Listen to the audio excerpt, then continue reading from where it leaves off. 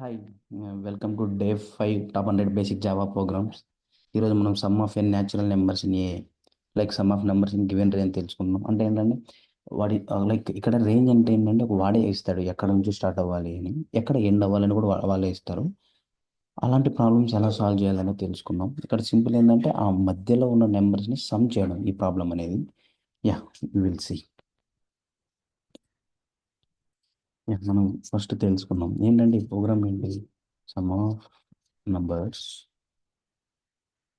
sum of numbers in a range.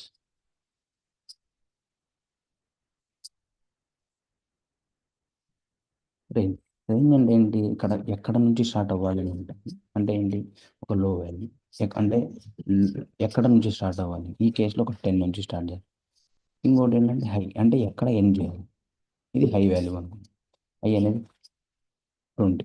ఇక్కడ ఏం చేస్తున్నామంటే మనం 10 నుంచి 20 సమ్ కావాలి.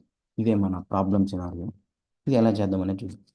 ఫస్ట్ ఏంటి, మన బేసిక్ సింటాక్స్ రాసుకున్నాం. పబ్లిక్ క్లాస్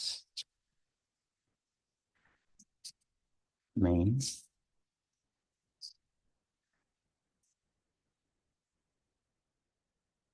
దీనికి ఏంటంటే మనకేంటి సమ్ కావాలి కదా. ఫస్ట్ ఏంటి, ఒక వేరియబుల్ని తీసుకున్నాం. Some equal to the 0. First some 0 కదా. మనకి ఇక్కడ ఇప్పుడు ఏం కావాలి, 10 నుంచి 20 వరకు సమ్ కావాలి. సో దీనిని కూడా డిక్లేర్ చేసుకున్నాం. హై వాల్యూ ఏంటి, లో వాల్యూ ఏంటి అని.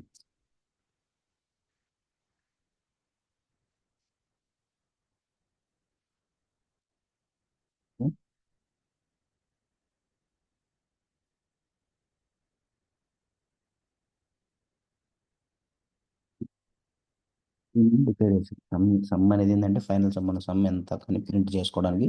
లో అనేది ఏంటంటే ఎక్కడ నుంచి స్టార్ట్ అవ్వాలి అనే దానికి రేంజ్.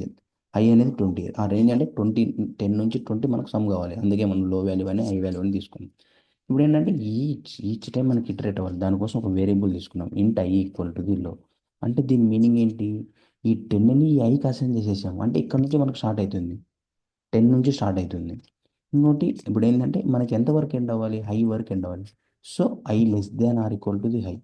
అంటే ఏంటి దీని మీనింగ్ అంటే, ఎప్పుడైతే ఈ ఐ వాల్యూ ఈ ఐ ఈ ఈ ఐ వాల్యూ ఈ హై కంటే ఎక్కువ అవుతుందో అప్పుడు ఇది ఈ ఫర్ లూప్ని టర్మినేట్ చేస్తుంది. టర్మినేట్ చేయడానికి మనం ఏం చేయాలి, సమ్ని ప్రింట్ చేయాలి. ఓకే, ఇది మెయిన్. ఇక్కడ ఈ సమ్ని ఎట్లా అప్డేట్ చేస్తాం అంటే ఏంటంటే మనకు సమ్ కావాలి కదా. ఈచ్ టైం ఈ ఐ వాల్యూ ఏమవుతుంది, ఫస్ట్ టైం ఈ ఐ వాల్యూ ఎంత, 10. దాని తర్వాత 11, దాని తర్వాత 12, దాని తర్వాత 30, 40, అలా అలా అలా అలా అంటిల్ 20 వరకు పోయింది.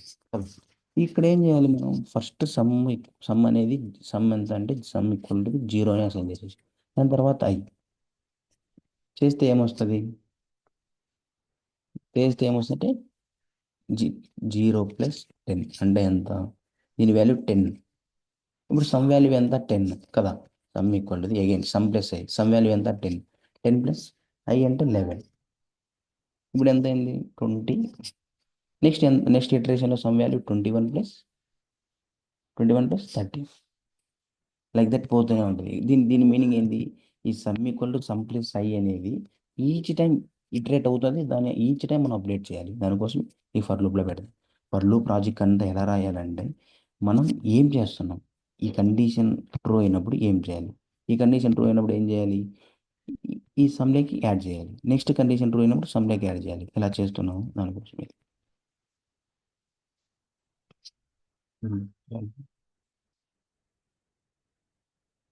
సూపర్ సౌండ్ వచ్చారా, 165 వచ్చింది. మారుద్దాం.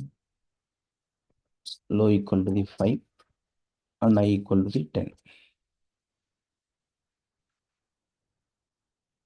45. అంతే. That's all about this video. Thank you.